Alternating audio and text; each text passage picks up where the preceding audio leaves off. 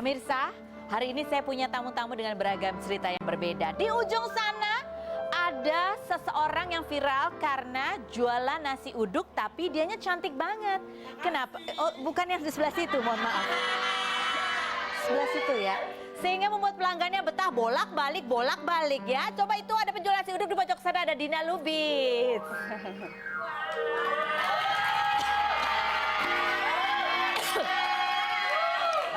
Tepuk tangannya kok nggak ikhlas gitu, kenapa? Kalah cantik soalnya ya. Di sebelah kanan saya ada juga ibu cantik, ada Marcella Salianti. Kita akan tanya seperti apa sih kisahnya mendampingi putranya menjalani serangkaian pengobatan atas penyakit yang dideritanya. Oke, iya Bu, terima kasih sudah hadir. Seperti apa kisahnya? Inilah Rumpi No Secret. Mwah.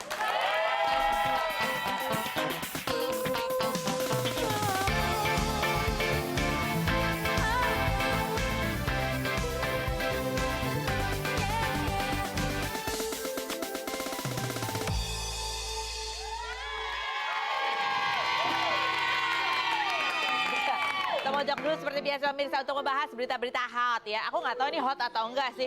Soalnya saking banyaknya berita tentang satu orang ini, aku jadi bingung ini yang apa dulu yang mau dibahas ya. Ini adalah cerita seorang selebriti yang hits yang sedang ramai diperbincangkan. Yang bernama Mpok Eli. Gini nih, dia lagi foto sama cewek, sudah bilang gini, dulu dia talent gue, bisa gue sebut anak alay gue. Emang sih dia cakep, tapi buat apa cakep-cakep jalan sama Irfan, gak jelas. Yang jelas-jelas udah sama gue, gak bisa ajak jalan cowok lain ya Bu, katanya gitu. Oke, aku tanya dulu, tunggu ya, kepada anak buahnya yang lain. Emang iya nih anak buahnya Poeli ya? Gak tahu. Bukan. Kamu udah berapa tahun ngikut Poeli? 2008. 2008 ya. Sebelum Poeli merintis dari tahun berapa? 2007. Ya mungkin pas 2007 kali ini di awal banget kali ini. Kita kan berpikiran baik ya, berpikiran baik ya. Tapi tunggu. Ini wanita yang jalan sama Irfan ternyata kamu angsi. Aja yang jatuh.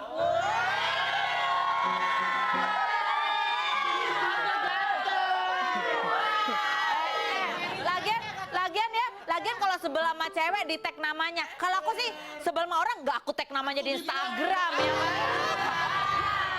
Kan kalau sebel ke tag kan orang jadi pengen lihat tuh cewek siapa ya kan. Kalau aku sebel sama orang ya, aku sebel sama orang sih nggak aku tag, aku datengin langsung ya kan. Bawa langsung kamera, iya. Biar ada gambarnya, bukan cuma tulisan, tapi ada gambarnya ya kayak begitu. Oke, panas-panasin. Oke lah, yang berikut. Yang berikut si Anggianya jawab ya kan. Kalian nggak kenal Anggia ini? Nah, aku nggak tahu. Aku baca kok nggak ya, katanya gini. Astaga, pagi-pagi buta lihat HP, jereng-jereng lihat tulisan, sempat pahit banget. Maaf, beribu maaf yang Po. Dari kemarin aku diam itu karena malas buang waktu buat hal yang menurut aku nggak penting dan tidak ada perlu dijelaskan karena kita just friend. Aduh, halusinasinya parah, katanya gitu. Tunggu, Anggia kan dulu anak buah alaynya Po Eli. Sekarang dia ngapain? Nggak tahu. Nanti kita cari tahu ya. Oke, next yang berikut berita yang selanjutnya ini adalah loh kok gelap? Ya gelap. Yang berikut ini dari Instagramnya siapa? Lambe Turah. Ada fotonya seorang perempuan yang mengaku udah deket banget sama bapaknya David Noah, ya kan? Yang mana sih gambarnya? Nggak ada gambarnya. Iya kan, foto sama bapaknya David.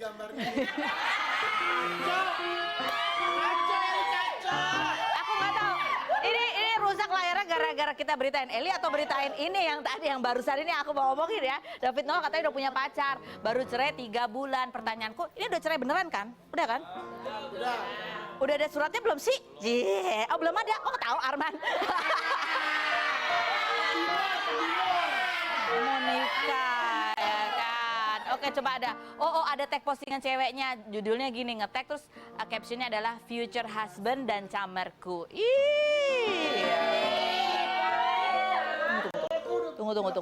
Tunggu. Iya. Tumben ya, dulu nggak pernah tahu loh siapa itu. Jadi kasih iri lagi. Aduh. lanjut. Yang berikut ini adalah Dinar Candy. Ini Dinar Candy. Tapi kita nggak bicara mengenai Dinar Candy-nya. Kan kemarin Dinar Candy lagi nyanyi, terus dia posting fotonya.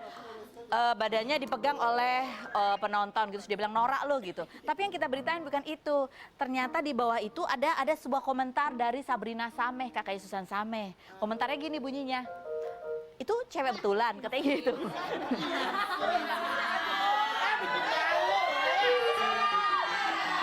Aduh, jangan sampai adegan tadi masuk ke berita ya. Oke, baiklah kalau gitu langsung saja kita menuju ke profil bintang tamu kita yang pertama. Inilah Ruby Nosik.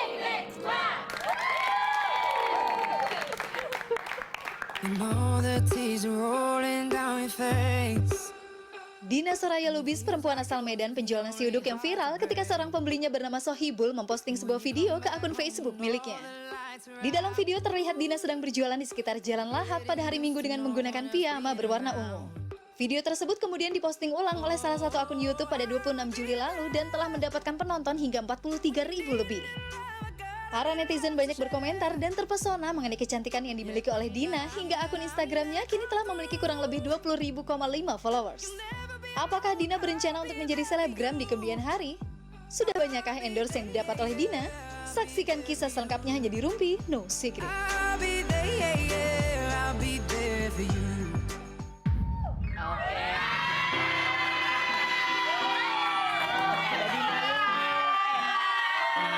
Jadi kamu tinggal di Medan? Iya, Tinggal di di Medan. Nggak, aku tanya, kamu betulan jualan nasi uduk nggak sih sebetulnya? Iya, beneran. Beneran, serius? Yang masak siapa? Mama, Oh, yang masak mama, kamu yang jualan? Iya. Dari tahun berapa kamu jualan nasi uduk itu? aku sih dulu dari zaman SMA udah jualan sih. Jualan apa? Cuman jualan gorengan gitu. Jadi istirahat sekolah gitu kan, bawa risol ke sekolah, jualin ke teman-teman gitu. Oh gitu. Nggak ada perasaan gimana gitu, "Ih, cantik-cantik jualan gorengan gitu. Enggak. Nggak ada. Oh, ada sinetronnya tuh ya. Cantik-cantik jualan gorengan. Oh, nggak ada. Oh, jadi dari itu kenapa kamu jualan gorengan? Memang membantu ekonomi keluarga atau cari uang saku sendiri?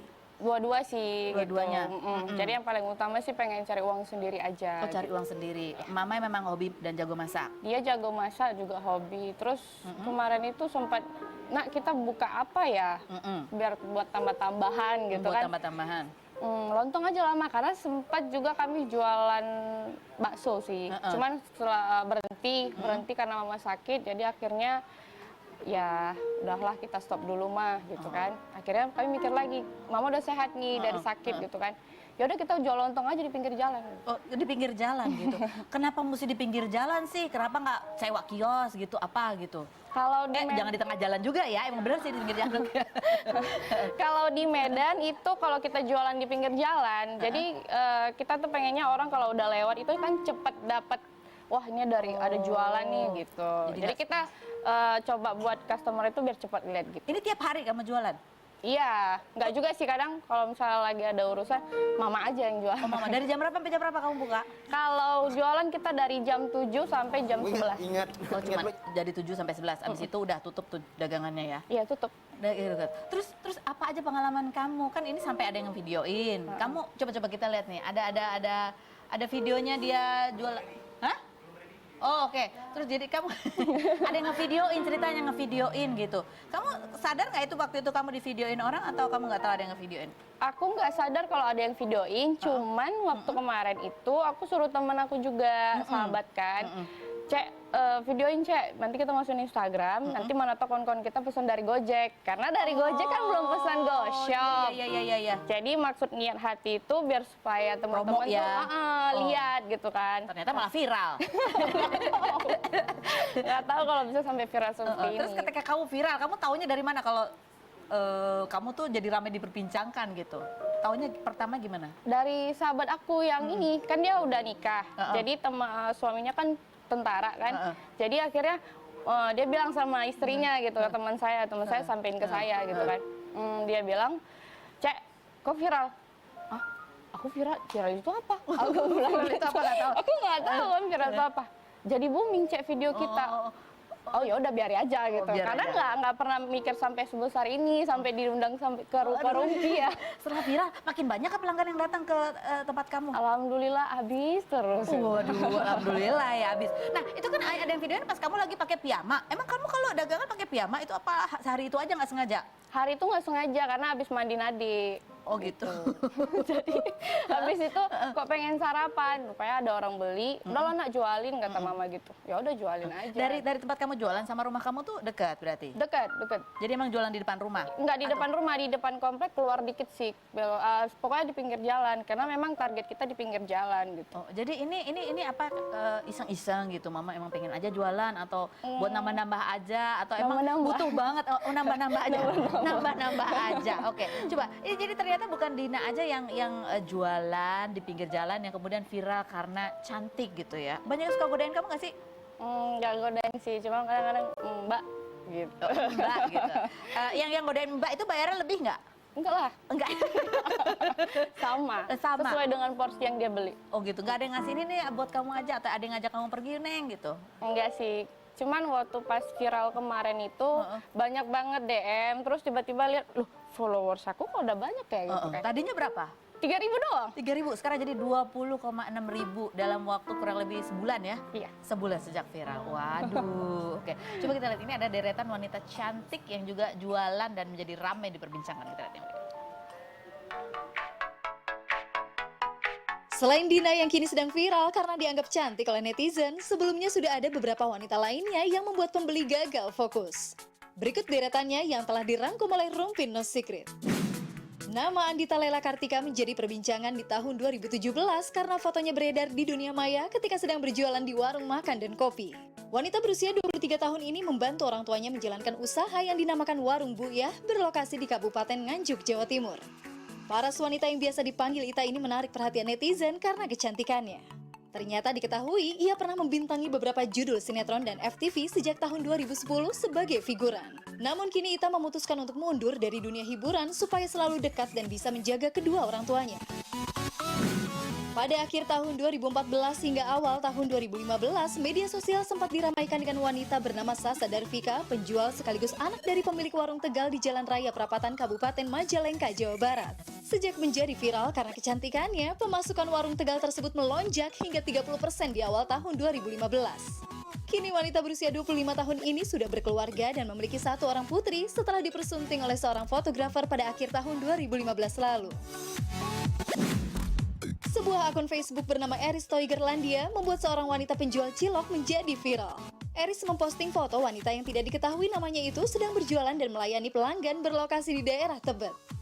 Netizen menjadi heboh dan mengomentari paras cantik yang dimiliki penjual tersebut dan ada juga yang ingin bertemu dan membeli ciloknya. Meski begitu, beberapa netizen ada juga yang menganggap foto tersebut hanyalah bercandaan saja.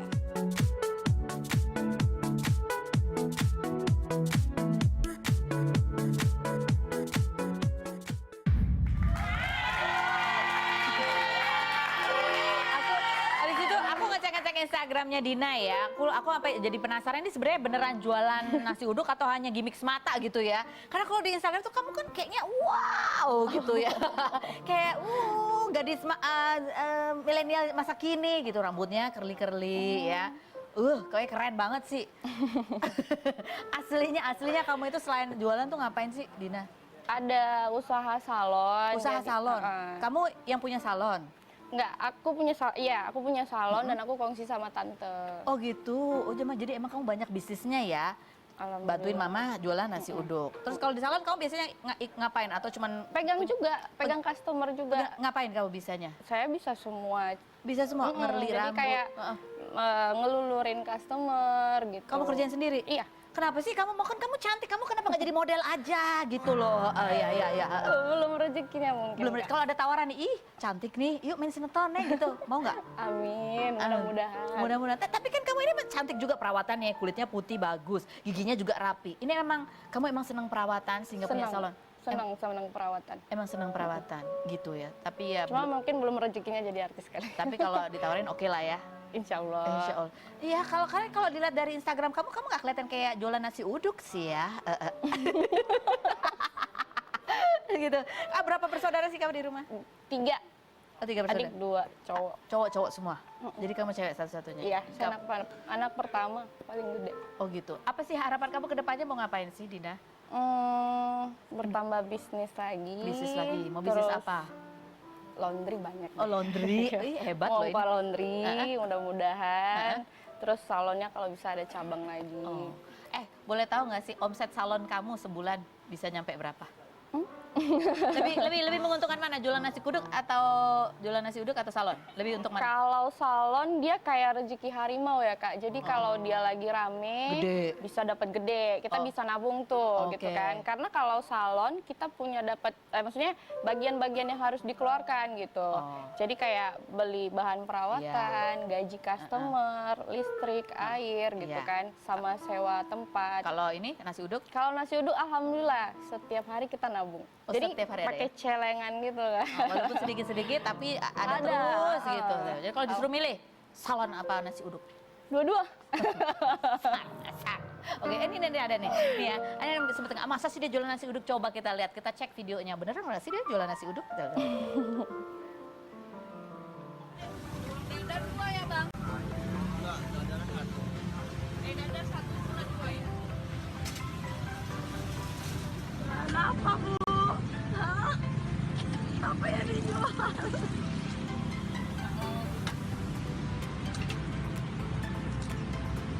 Ibu ya membungkus-bungkus. Duit, Bu. Biar kaya.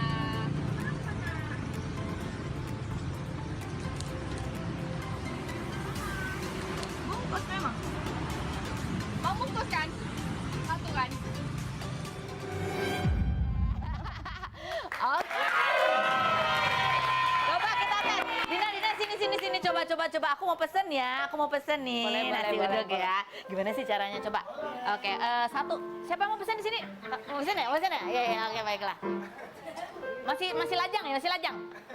Benar. Silakan coba. Kita nggak ada tempat. Mengaku lajang, baiklah. Ya, gimana? Piringnya nggak ada. Oh, piringnya nggak ada? Ini ada lontongnya tapi nggak ada pisaunya. Oh iya. Kamu beli apa? Mau Ini apa? lontong? Ini lontong? Iya, ini ada lontong, ada nasi gurih yang ini Nasi gurih. Nah, jadi kalau kita jual lontong kan lontongnya mesti dipotongin dulu kan. Oke. Kalau bisa dibungkus. Oh gitu. Ini ada yang pesan mau lontong atau mau nasi gurih? Hah? Mau lontong, iya. Ini nih. Ini kita kasih lontong. Ada lontongnya. Oke, kasih tepuk tangan dulu buat Dina. Gak ada piringnya. Oh ya ampun, banyak ya jualannya. Oke, baiklah. Nah sekarang ini ada satu bintang tamu lagi yang kita akan tanya seperti apa kisahnya. Kita lihat dulu profilnya berikut ini.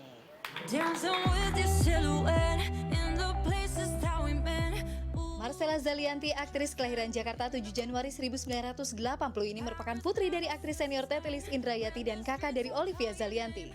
Ia pun memulai debut pertamanya di dunia film melalui film Brownies yang juga berhasil mengantarkan namanya menjadi pemeran utama wanita terbaik dalam Festival Film Indonesia. Bicara soal asmara, pada tahun 2010 Marcella menikah dengan pembalap Ananda Mikola. Dari hasil pernikahannya dikaruniai 2 orang putra yaitu Kana Mahatma Suprapto di tahun 2011 dan Ariton Magali Sastra Suprapto di tahun 2013. Di usianya yang baru menginjak 1 tahun, putra kedua Marcella, Magali, diketahui menderita tumor otak dan mengalami koma.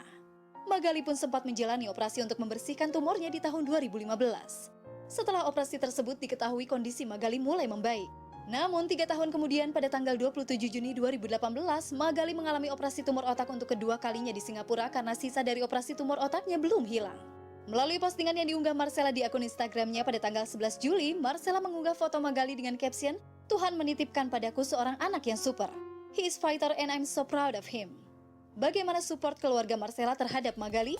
Dan apa komentar Marcella mengenai Olivia yang hingga kini masih betah sendiri dan belum juga menikah? Benarkah Marcella sudah pasrah menjodoh-jodohkan adiknya itu? Saksikan kisah selengkapnya hanya di Rumpi No Secret.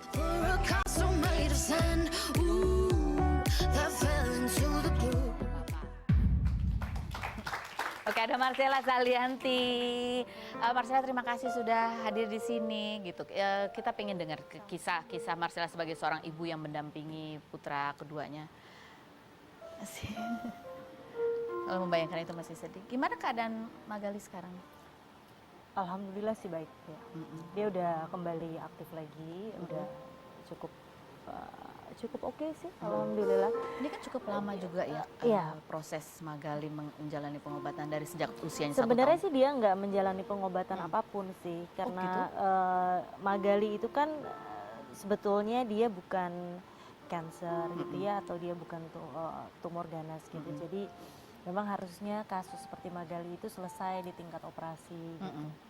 Cuman memang ya ini aku mau berbagi sebetulnya lebih kepada semoga ini bisa jadi awareness juga, pembelajaran buat Buat kita seluruh semua. kaum ibu ya gitu, karena memang kita harus betul-betul aware dan punya banyak pengetahuan Mengenai tentang segala macam penyakit khususnya yang berpotensi atau bisa terjadi di anak.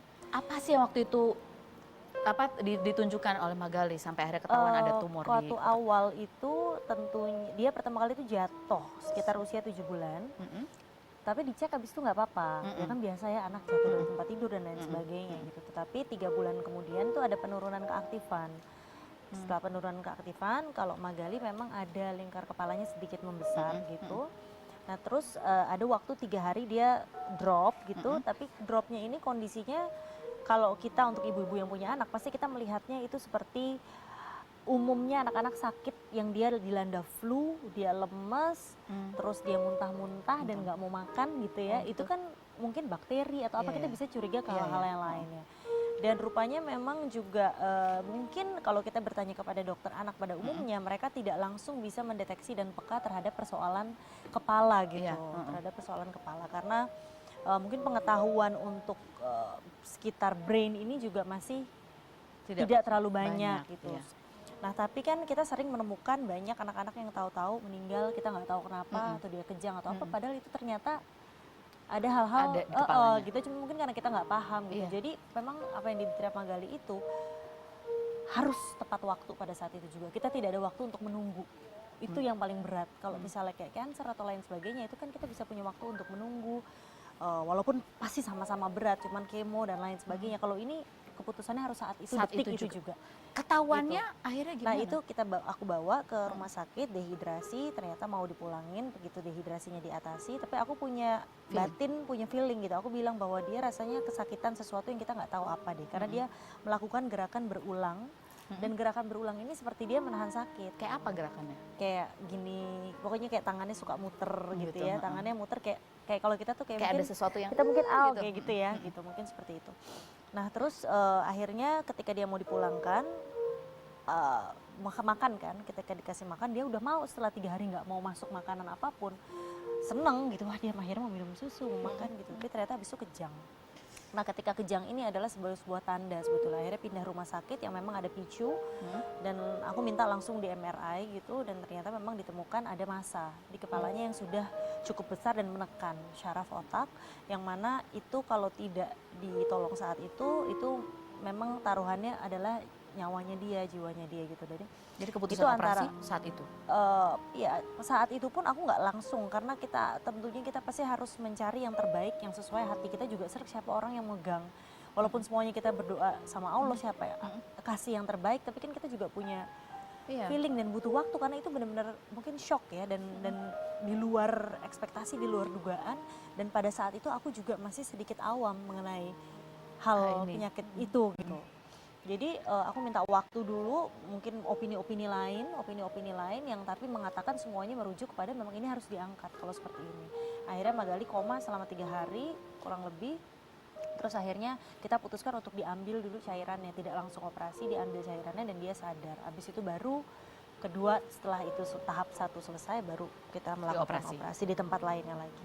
Oke, coba kita lihat dulu ini ada video kompilasi seperti apa sih Magali saat ini menjalani perawatan. Tapi kita mungkin ini perawatan di saat yang terakhir ya, di tahun ini ada lagi perawatannya? Kalau sekarang sih Magali di rumah aja. Di rumah sih, ya. Oke, coba kita lihat ini video apa yang berikut ini kita lihat.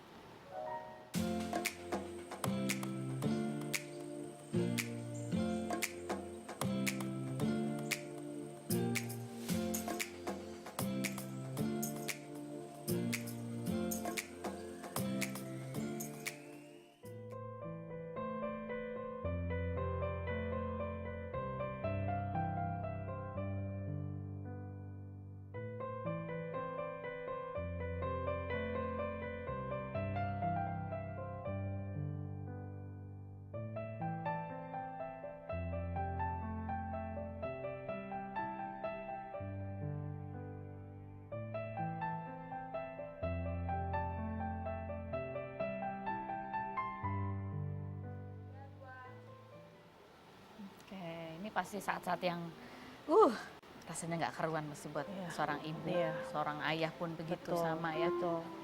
Hanya yang memang tidak ada pilihan, kita harus kuat karena anak kita butuh energi, kekuatan kita untuk dia melawan, untuk dia melawan. Dan usianya masih 4 tahun. Kalau sekarang 4 tahun, 4 tahun. tapi waktu pertama kali kejadian tuh 1 tahun kurang sebulan. 1 tahun kurang itu belum bisa berkomunikasi dia ya. Belum. Jadi justru tantangan yang paling berat adalah kita nggak tahu kapan dia sakit. Karena kan dia belum bisa bilang pada saat itu. Nah sekarang pun Magali tuh kenapa aku bilang dia super baby gitu, memang dia rasa dia tuh tahan sekali rasa sakit. Jadi mungkin kalau kayak kakaknya pusing segini udah gitu. Kalau dia masih yang aduh pusing gitu aja.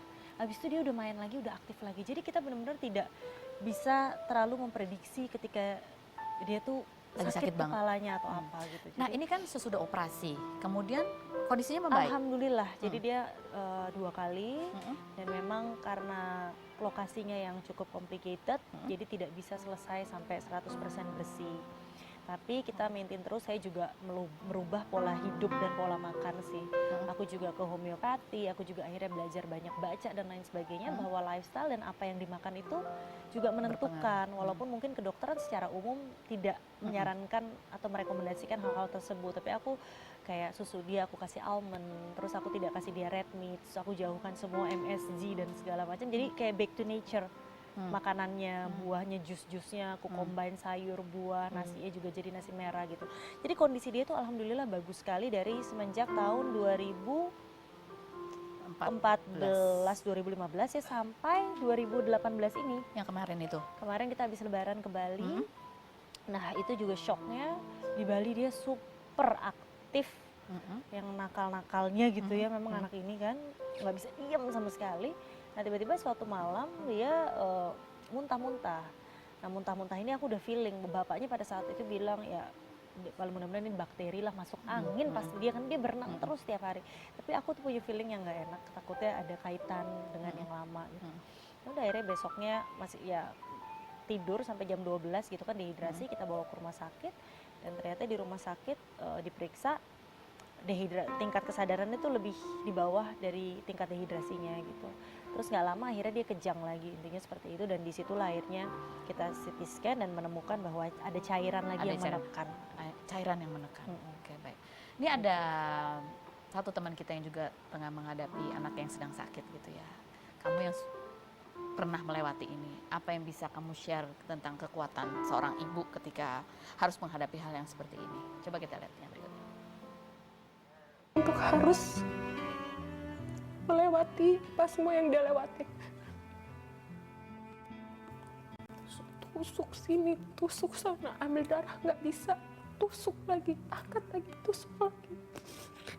Dikasih obat tidur dia, operasi dipasang alat yang langsung selang yang langsung masuk ke pembuluh utama, pembuluh darah utamanya.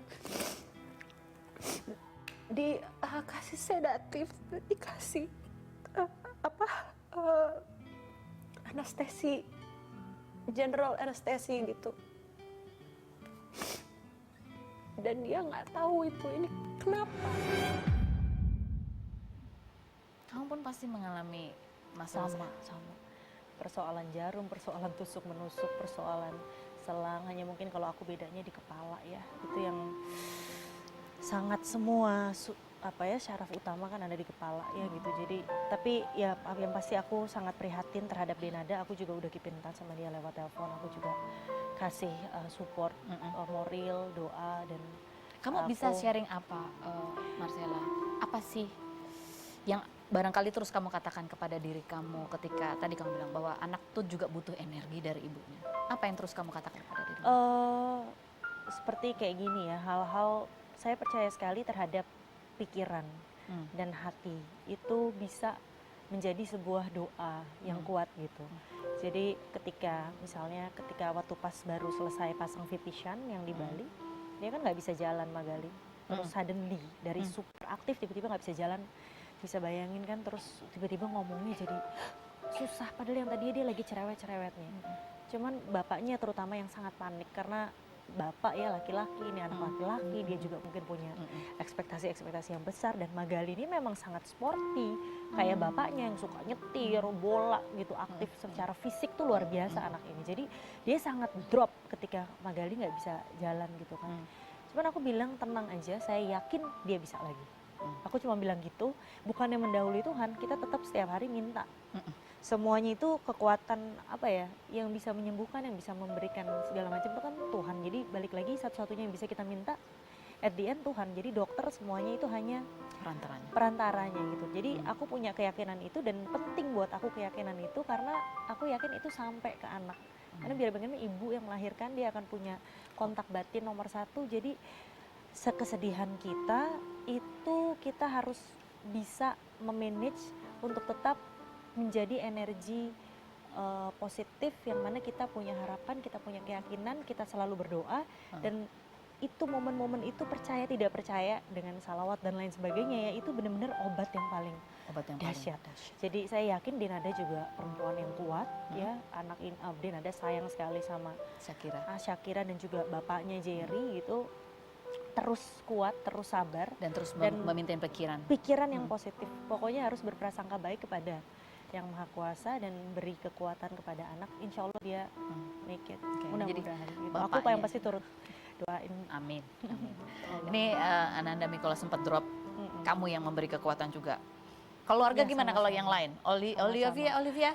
Olive kan selalu ya dengan ekspresinya yang ceria. Jadi dia selalu datang itu, kayak tadi mungkin di gambar, itu dia memberikan dia terapi ala-ala dia gitu. Jadi kayak memaksa anak, memotivasi untuk tuh bisa kan bergerak aktif ini itu. Ya udah gitu. Jadi ya, tapi ya Olive mama selalu di situ. Yang memberi semangat kamu siapa? Semua sih sekeluarga, alhamdulillah. Siapa sini? Olive ya? Siapa? Bukan baju. Aku pikir tangan mamaku nggak mungkin sekecil ini. Mertuaku nggak mungkin sekecil ini. Berotot. Langsing tangannya tuh. Kita mau tanya seperti apa Olivia ini dengan gayanya dia memberikan support, dan support seperti apa sih yang sebenarnya diharapkan oleh Marcella Jadi ketika Olive ini mematahkan kalau orang lagi sedih, lagi konsentrasi terhadap aku, dia pasti selalu mematahkan dengan kedatangannya yang Oke, ceritanya setelah berikut ini kemana tadi Romi? No secret. Bagus.